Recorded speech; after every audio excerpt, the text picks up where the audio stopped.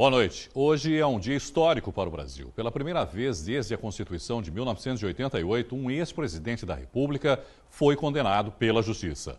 O juiz Sérgio Moro, responsável pelos processos da Operação Lava Jato, considerou Luiz Inácio Lula da Silva culpado pelos crimes de corrupção passiva e lavagem de dinheiro. A pena é de 9 anos e 6 meses de detenção. Lula pode recorrer da decisão em liberdade. No processo, Moro condenou Lula por ter recebido da construtora OAS um triplex reformado no condomínio Solares, no Guarujá. O imóvel seria uma propina dissimulada em troca de contratos da Petrobras com a empreiteira. Moro determinou o confisco imediato do apartamento, pois ele seria produto de crime. Os advogados de Lula defendem que o triplex está em nome da OAS, mas desde 2010...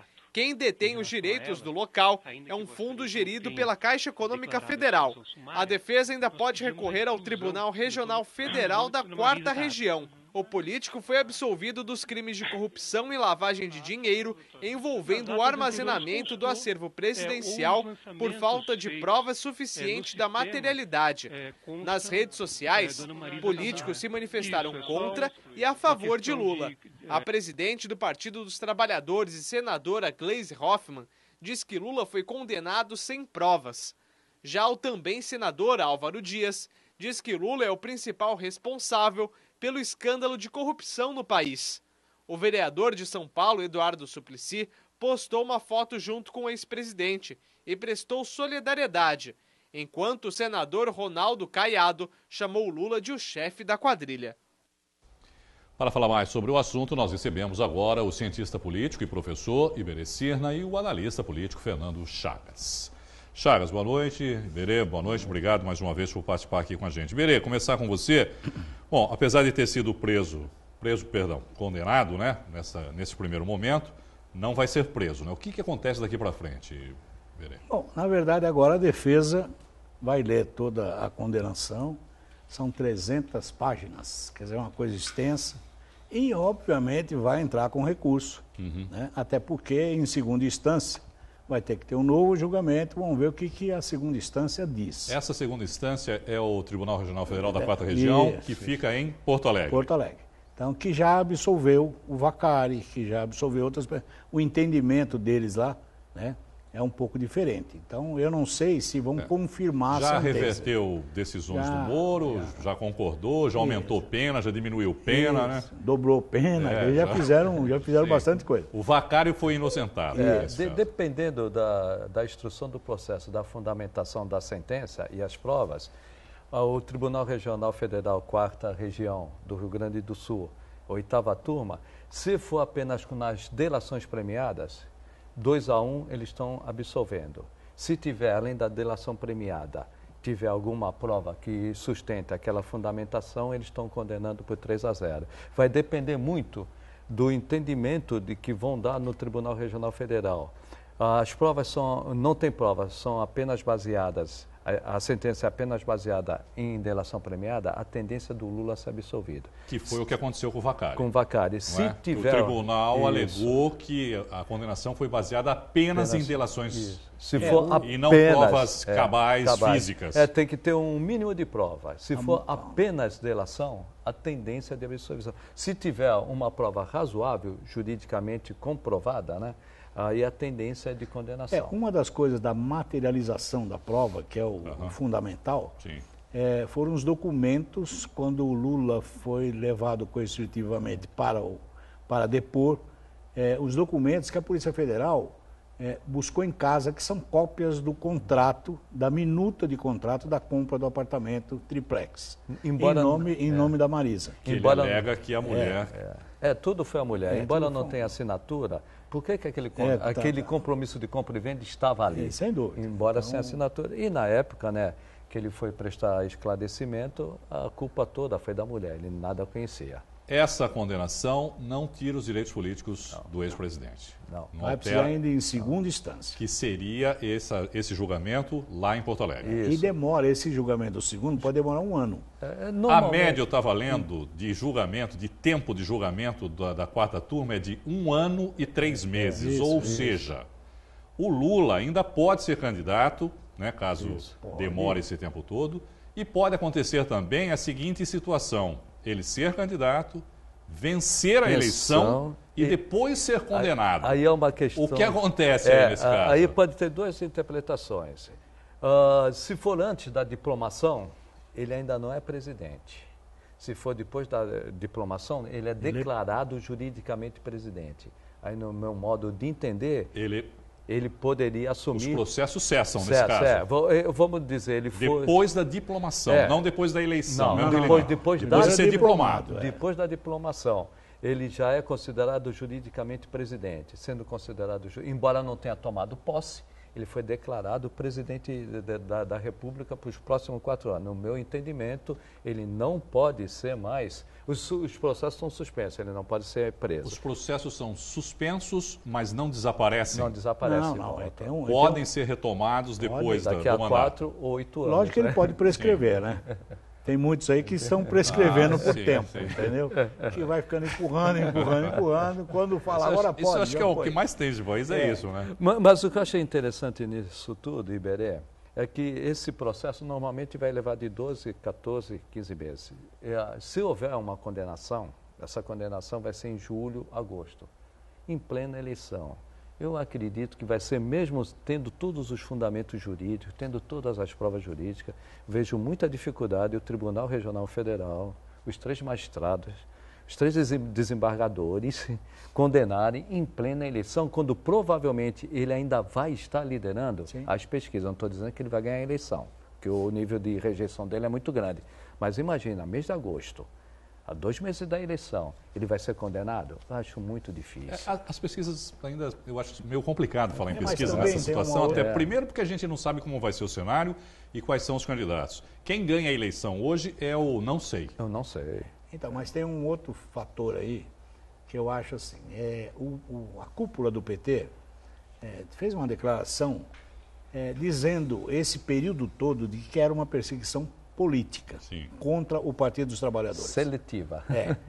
Acontece que com a informação em cima do Temer, com a informação em cima do Aécio, isto pulverizou. O que nos assusta como brasileiro, porque não sobra ninguém, né? Partido nenhum. Então, já esse discurso de que esse judiciário está a favor de algum partido, caiu por terra. Cai por terra. Então, nós vamos ter que arrumar um outro discurso. Aí a minha preocupação qual é?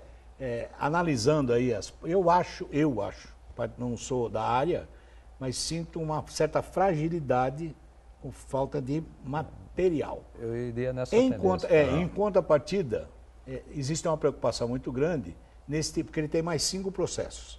O próximo, ele foi inocentado de um. O sítio. O sítio. Só para esclarecer, essa condenação foi no caso do triplex do Guarujá, mas da acusação do armazenamento lá do acervo presidencial, ele foi absolvido. Foi absolvido, foi arquivado. Está encerrado. Porém, tem esse que o Iberê falou do sítio, de uma cidade do interior, que agora não me recordo. De Atibaia. Este aí tem provas mais concretas. Não, esse tem um material, né? Que podem levar a uma condenação. Só que esta não está nem em primeira instância, né? E, de qualquer forma, o que eu vejo, no meu modo de entender, até para a democracia do Brasil, eu entendo que deveria deixá-lo participar da eleição. Com a rejeição que ele tem, ele lidera as pesquisas. Ainda é muito cedo, até, como você falou. Mas com 46% de rejeição, acho muito difícil, depois de uma condenação em primeira instância, ele se reeleger. Embora hoje ele ainda tenha a maioria dos votos. Mas a minha preocupação, sabe qual é? Tudo no Brasil é possível. O que é lamentável é você estar com este quadro oferecendo ao eleitor, gente. Olha, ele é ladrão, roubou menos galinha, ele roubou. Gente, que Brasil é esse que nós estamos tendo? E onde é que nós vamos parar com isso? Você fala, bom, olha, ele pode ser candidato mesmo com uma condenação de primeira instância. Vai ser, então. Aí o Temer agora, abrir o fogo, o que o Temer está fazendo na Câmara é um escárnio maior do que o fizeram no Senado ontem. Então nós estamos E hoje de novo, né? Teve confusão lá hoje. O deputado da Bahia, Paulo Rocha, acho o nome, né? fez um escândalo hoje na sessão, quando soube, né, do anúncio da condenação do ex-presidente. E tem um detalhe. Diz que o PT está sendo julgado por ladrões. E tem um detalhe aí. Quando você condena uma pessoa e ela pode participar da eleição, não é uma questão jurídica, é uma questão ética. Você pode eleger um presidente que ele tem, independentemente dele ser transitado e julgado ou não, ele está condenado e ele pode ser reeleito. Isto... O que assusta. O que assusta. Sem dúvida. Qual a visão internacional que vão ter do Brasil? Essa é uma situação... O PT o tempo todo ficou falando a respeito de que era uma perseguição política, essas coisas. Você acha que o PT agora vai entrar num processo de vitimização ainda maior em relação ao presidente por essa condenação? Com certeza, mas eu tenho uma preocupação que parece que a materialização das provas dos outros processos são mais contundentes. Vai chegar um ponto que você não pode dizer que o juiz Sérgio Moro está a serviço, como eles falavam, de um partido X ou de um partido Y. Entendeu? Porque já caiu por terra de caiu alguma por maneira terra, isso, né? né? Agora, pegaram o Aécio. O que nós vamos no falar? No princípio das investigações, talvez, sim, porque os atores eram da maioria do PT e agora já não são. O que nós vamos falar? Não, ele realmente roubou, mas ele é bonzinho. É isso que eu vou falar? Não, todo mundo... Não, o discurso, todo mundo rouba. Todo mundo rouba, já deixa que todo mundo rouba, me deixa lá. Eu, pelo menos, fiz pelo social. Esse é o discurso. O mais, assim, que mais me assusta nisso tudo foi o deputado Paulo Maluf defendendo o Temer, dizendo que ele era um homem... correto, pobre. Depende, né, da referência. Nossa, né? aí Não, mas teve um dos deputados que falou, eu vou embora, porque estar numa sessão ouvindo Paulo Maluf falar de honestidade e tal, eu não estou... Então, eu acho que, assim, é uma vergonha, Irineu, o que o Brasil está dando como exemplo para o mundo. Isso é um absurdo, gente. É o Senado, onde alguém almoça na mesa do presidente. Eu tomo uma cadeira, estou comendo um alface, babando na mesa. Gente, acaba com a instituição. Eu estou agredindo. Não é aquilo que é do político, não é nosso. É o meu Senado. Mas nesse então, ponto eu vejo eu vejo um tiro no pé. Porque até quem ia votar contra a reforma acabou mudando o voto. E essa de vitimização, que eles vão partir para essa vitimização, vai falar para os mesmos, para aquele 30%. Ele não vai alcançar, para ele ganhar a eleição, o ex-presidente Lula, ele precisa pegar a classe média. E com esse discurso... Vai ser difícil. Vai ser difícil pegar a classe média. Não, e aquilo que vocês falaram, quer dizer, tem outros processos em andamento, outras condenações vão piorar ainda mais a situação. Mas é a mesma coisa, paralelo a isso, é a pressa do Temer. O Temer também está liberando emendas para votarem a favor dele e estão com medo da delação do ex-presidente da Câmara. Do Eduardo Cunha e do Lúcio Funaro. Entendeu? Agora, o presidente da Câmara, o atual, o Maia, parece que a mosquinha azul mordeu ele, né? Mas eu já vi pelas redes. O desejo de poder parece que, né, já está pelas redes florescendo. Eu sou leal até a página 9. Mas as declarações que ele deu, inclusive essa agora, em relação à reforma trabalhista, dizendo que ele não reconhece medidas provisórias. Isso. Então, mas a minha preocupação é que existe pelas redes sociais alguém que antecipadamente falou, eu não quero chegar atrasado, fora Maia. Quer dizer, já se adiantou, né? Mas essa é outra estratégia. O PT e o presidente Lula querem a queda do Temer, mas o Rodrigo Maia não vai ter vida fácil. Eles também vão partir. Dizer que ele também... da lista. O próprio Temer falou isso, né? Que o próximo é o Maia e depois é o Eunício, que na sequência também ficaria. Mas já foram buscar que ele nasceu no Chile, né? O Maia. Quer dizer, então já começou o tiroteio. Na verdade, Irineu, o que mais nos constrange é, como brasileiro, ter que estar assistindo o que estão fazendo com as nossas instituições. Quando a gente diz assim, olha, é muito interessante para nós que militamos com isso, ficar assistindo discursos e vendo estratégias e tal. Assunto tem bastante. Mas aí você diz assim, e como brasileiro? É uma vergonha o que estão fazendo com o Brasil. Mas gente. O que se vende, Iberê, né, quando toda essa crise começou, não. O país está passando por uma crise, mas as instituições estão mantidas e estão fortes. Mentira. Não é o que a gente vê quando você mesmo citou aí, 3 senadoras comendo marmita na mesa do Senado. É uma imagem que... Tem um conflito muito grande entre o mundo político e a Lava Jato. O mundo político quer barrar a Lava Jato. E a Lava Jato quer acabar com os políticos e com a política. O que vai restar disso? E até hoje é normal, né? Vamos votar num gestor, não vamos votar num político. Não tem, o problema é que o Brasil olha, não é tem político, nome, não tem nome. Não, e é político. Como um gestor vai chegar, presidente? Pela política. Olha, eu vou fazer referência aqui, eu vou fazer só rapidamente, Sim. referência a uma das pessoas que eu tenho o maior respeito. É um juiz federal, um desembargador, o doutor Walter Teodósio, que com 90 anos de idade, sua sabedoria. Outro dia eu tive a oportunidade de conversar com ele, e ele disse o seguinte: olha, eu acompanho muito na televisão vocês falarem em mudança do sistema. E a gente tem defendido muito essa coisa. Ele falou: eu estou chegando à conclusão com 90 anos que nós temos que mudar é o povo brasileiro, porque é o povo que coloca eles lá, independente do sistema. Não, e eu acho que é um sonho isso de que se você fizer essa reforma política, isso vai mudar alguma coisa no país na próxima eleição. Não vai mudar. Né? Vamos combinar que não vai mudar. É um pouco disso que você falou. Não sei se precisa mudar o povo, mas que precisa mudar os candidatos. Isso não há dúvida de que precisa que haja uma mudança em relação a isso. Né? A solução é uma só. Vai demorar 30 anos quando nós investirmos seriamente na educação. Sim. Aí como se fala há 200 anos. E como todos os países fizeram. E rapidamente, para você fazer uma reforma política, primeiro ponto para os políticos, já que eles perderam o financiamento empresarial, é aumentar o fundo de campanha, o fundo partidário para a campanha. Então, a reforma política não vai mudar o sistema, é aumentar os recursos para as campanhas. Essa é a reforma política. Mas vamos ver o que vem por aí também, porque já é distritão lista. A lista fechada. Lista fechada, essas coisas. Que é um pouco do distritão, né, também, porque os que já têm um certo conhecimento e que provavelmente vão estar no topo dessa lista vão se perpetuar na eleição. É peso mesmo. É peso dentro do partido. Dentro do partido. Agora, Chagas, como que fica a economia brasileira? Né? Ontem, com a reforma trabalhista, o dólar caiu.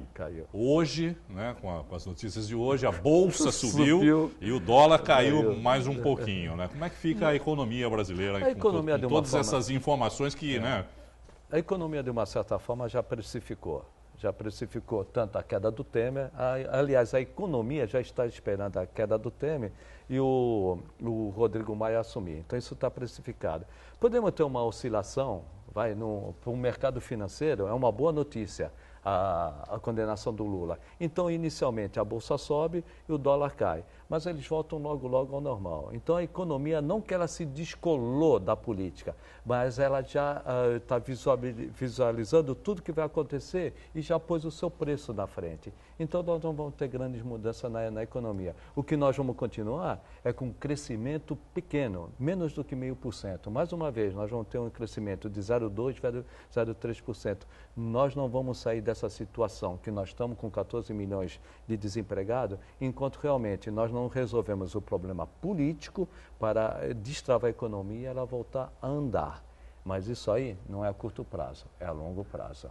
Eu vejo assim, que trabalha-se a mídia para dizer, ninguém diz que nós estamos com 15 milhões de desempregados. Cada dia aumenta mais. Então, assim, a mídia também tem, na mesma página de um jornal, você olha aqui uma notícia ufanística, né? Cresceu 22 cargos. Aí na página do lado, assim, empresa fecha 1.200 vagas. Quer dizer, eu não sei quem é que está crescendo o quê. Então, conta-se uma série de mentiras para ver se nós alavancamos a ideia de... Mas nós sabemos, e você que está nos assistindo sabe, que nós continuamos com inflação.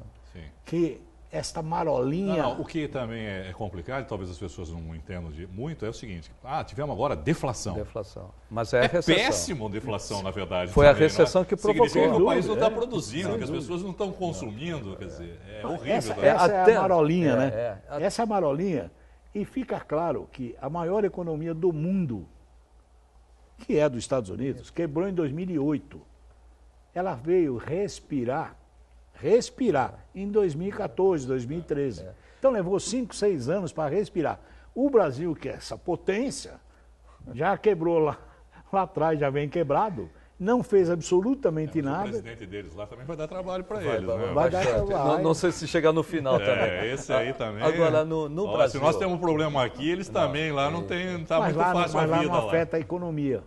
a economia lá tem força. Entendeu? Ele afeta mais porque tem mais independência também. Né? A atribuição do presidente é política internacional. É a única coisa. Então ele vai brigar com a China, com a Coreia, com a Rússia. A notícia que deu de a inflação ter diminuído, até a boa notícia era ruim, porque deflação significa o quê? Nós estamos em recessão, sem dúvida. Estamos sem consumo. Vamos ficar abaixo da meta. Quer dizer, pela primeira vez, porque parece que existe um artigo que você também não pode ficar abaixo da meta, né? Não pode ficar. Tem uma meta, você pode ficar na meta ou acima da meta. Abaixo da meta tem uma reprimenda do Congresso para o presidente da República. Porque mostra isso, o país não está crescendo, está em recessão. Se não está fazendo a sua lição de casa, o país não está crescendo, não está produzindo. Quando ele estourar a meta, a inflação está exagerada. Veja, rapidinho que eu vou encerrar. Então, está se oferecendo a liberação de emendas, sem dinheiro, só com empenhos. Eu nunca vi isso na vida. Isso também. Vida restos a pagar. Chagas, obrigado mais uma vez. Berê, obrigado mais uma vez. Boa noite para vocês. Boa noite. Para minimizar os impactos da elevação das marés e das ressacas em Santos, foi instituído na última sexta-feira o Plano Municipal de Contingência para Ressacas e Inundações.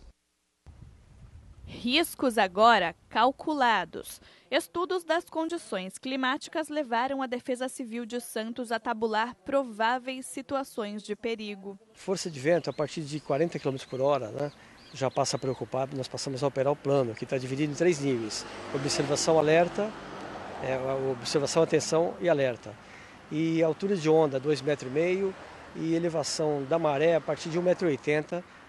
A partir dessa altura já começa a causar transtornos, não só aqui na Ponta da Praia, como alagamentos em bairros da Zona Noroeste. Nós temos um sistema de modelagem numérica que reproduz na tela do computador os fenômenos sonográficos, como ondas, marés e correntes aqui para a região da Baixada Santista. Por meio desse software, nós fazemos, isso é um trabalho que nós já fazemos há quase 2 décadas, onde nós reproduzimos e simulamos esses fenômenos na tela do computador.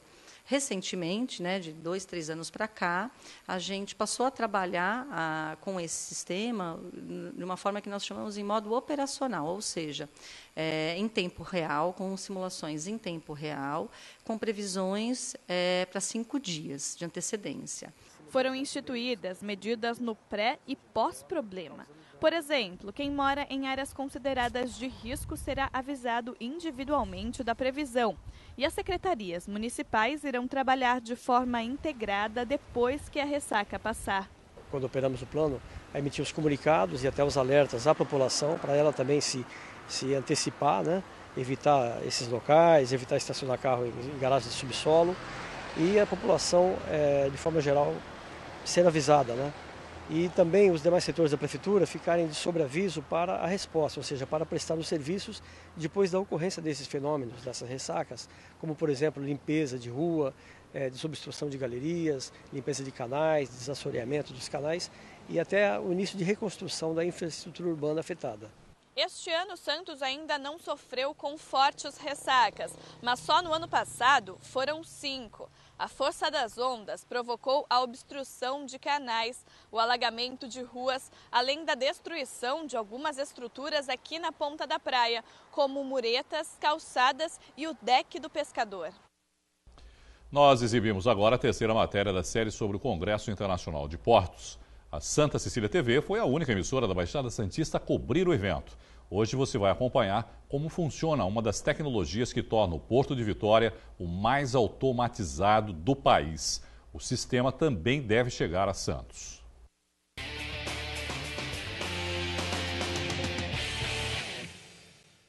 Do lado de fora foram instalados 2 radares e 19 câmeras, dentre elas 3 de visão noturna. Tudo o que é captado pelos equipamentos é enviado em tempo real para esta central de controle, que monitora e orienta a circulação no canal do Porto. O Sistema de Gerenciamento e Informação do Tráfego de Embarcações, ou VTMIS, tem como função dar maior segurança ao trânsito aquaviário. Este no Porto de Vitória é o primeiro do país e está em fase de testes, com previsão de início para o mês que vem. A gente consegue enxergar todas as embarcações, ou por radar, ou por sistema de transponder, ou por conversa por por rádio, HF, a gente vai conversar com os comandantes. Então nós vamos conseguir enxergar tudo que está acontecendo no nosso canal de acesso e vamos começar a participar muito mais do monitoramento e gestão disso. Os objetivos são 2 e muito claros: melhorar a segurança do nosso canal de acesso e melhorar a eficiência. Então eu consigo garantir que o canal de acesso esteja, vamos dizer, operante mais tempo, que não tenha interrupções na operação, porque eu estou atento, estou vigilante, e consigo mais segurança, consequentemente, porque eu estou monitorando todas as operações e estou, inclusive, orientando como é que essa operação pode ser feita com mais segurança. A instalação do sistema foi uma determinação do Ministério dos Transportes, que só para o Porto de Vitória destinou R$ 22.900.000, verba vinda do PAC, o Programa de Aceleração do Crescimento. Estamos prestes a entrar em serviço. E todo o serviço ele é padronizado pela IME, pela IALA, que são organizações internacionais. Então, todos os VTS, VTMS no mundo, eles operam da mesma maneira, né? O nosso modelo está sendo o modelo lá da Espanha, porque a empresa que ganhou a licitação é uma empresa espanhola. E, inclusive, nós já tivemos várias simulações aqui com o pessoal do Estreito de Gibraltar, que vieram aqui para exigir e simular situações aqui para ver se nós estamos à altura de começar o serviço, e graças a Deus foi tudo bem, fomos bastante elogiados. Para o capitão dos portos do Espírito Santo, a tecnologia poderá auxiliar também nas operações da Marinha e de outros órgãos. Como a quantidade de berços onde os navios atracam é menor do que a quantidade de navios, alguns navios ficam esperando por 1 semana, 10 dias até terem a sua programação de carregamento. Durante esse período pode ocorrer questões de contrabando, de tráfico de drogas, de crimes comuns. E com o sistema de monitoramento e vigilância de câmeras é possível fazer uma atuação mais presente de órgãos federais, estaduais e municipais combatendo esses ilícitos. Além de Vitória, o governo federal destinou outros R$ 123 milhões para a implantação deste sistema em outros 5 portos do país. São eles Rio de Janeiro e Itaguaí, também no Rio, Salvador e Aratu, na Bahia, e Santos, em São Paulo. O presidente da Companhia Docas de São Paulo, que estava presente na Conferência Internacional de Portos, acompanhou a visita técnica ao VTMS de Vitória e contou que em Santos a expectativa é que o sistema comece a operar no primeiro semestre de 2018. Olha, Santos é o segundo porto brasileiro a implantar o VTMS. Nós já estamos avançando na parte de infraestrutura.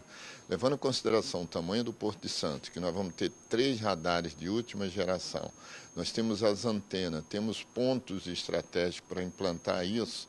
Até o final de 2017, a infraestrutura física do sistema VTMS vai estar implantada.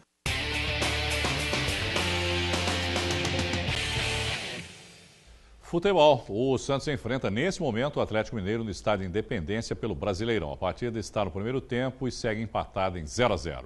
O Peixe não conta com Lucas Lima e Copete suspensos. Vitor Ferraz com dores no joelho e Renato com uma lesão muscular também estão fora. E uma última informação, o mesa-tenista Israel Stró, da Unisanta, conquistou hoje uma medalha de ouro nas Macabíadas, torneio olímpico voltado à comunidade judaica em todo o mundo. Mais detalhes no Santa Portal. A edição de hoje fica por aqui. Tenham todos uma boa noite e até amanhã. Tchau.